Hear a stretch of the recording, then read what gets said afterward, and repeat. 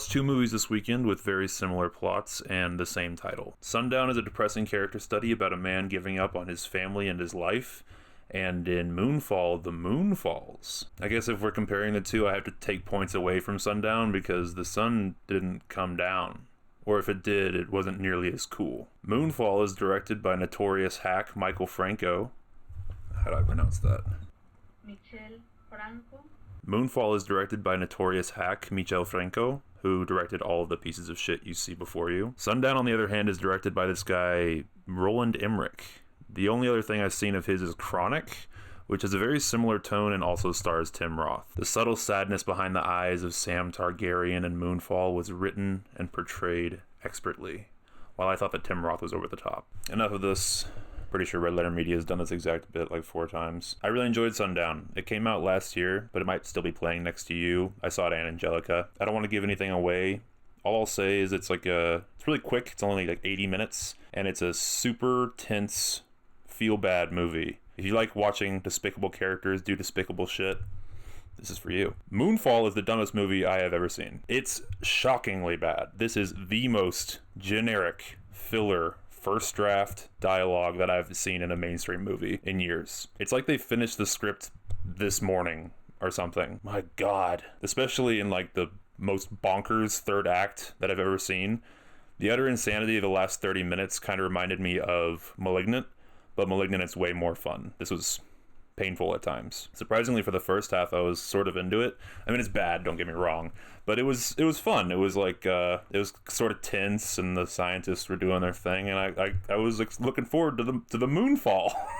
There are going to be minor spoilers in this, so if you care about Moonfall, you shouldn't. So after the decent first act, our 3 main characters, Sam from Game of Thrones, Halle Berry, and the other guy, go into space by themselves without their helmets on so that we can see them act. And they do a bunch of shit up there. It's stupid and eventually nauseating. It's not even worth talking about. However, because this is a Roland Emmerich movie, all 3 of those characters are tied to much less interesting characters on the ground that we have to repeatedly cut back to. When it cuts to the kids, it took everything I had to keep my eyes on the screen. I was having like involuntary full body reactions like this, like just...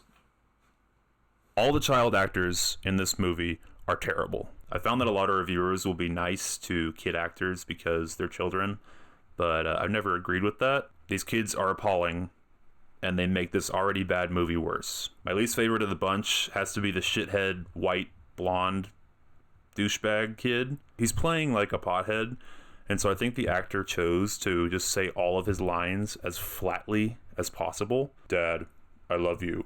I know it wasn't always easy. He also has the single weakest love interest I've ever seen. It's hilarious how little screen time they have together, and she's like willing to sacrifice herself by the end of the movie. Comical. So our 3 characters are up in space, and then the kids, their useless mother, and Michael Pena are down in a car on the Earth, and the moon has fallen. This is post-Moonfall. So it pans up, they're in a car, it pans up, and the moon is encompassing the entire sky. I mean, it's utter chaos on Earth. Fire is raining down from the heavens, threatening to destroy the entire human race. And they proceed to get into a car chase with another group of bad guys. So, it's like, picture the apocalypse. And they're like, pew, super. Oh yeah, Halle Berry's ex-husband is another ground character who I only bring up because I want to mention that he looks and sounds exactly like an Easter Island statue. It's shocking. I couldn't picture anything else when he was on screen. Where's my son? Oh, right, another thing I wrote down. Either before or after the car chase, it doesn't matter. They run into a character who's a little bit of a bitch. And can you guess what her name is? Karen! You know, like Karens from the internet. The best part of this entire movie, though, is that Michael Pena dies for no reason. The whole Moonfall thing is causing the oxygen in the atmosphere to leak out, so they're all using oxygen tanks to breathe. And for some reason, his daughter runs out faster than he does. She's slurping down that oxygen extra hard or something. She's like 6.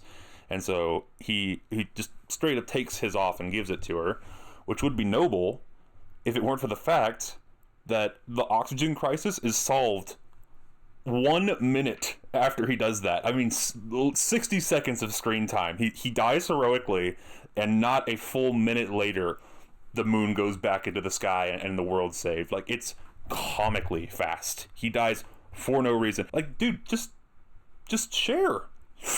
Take a hit, give her a hit, keep walking. He's like, oh no, go on without me. Remember what I told you at the beginning of the movie. Overall, Moonfall was better because it was more badass.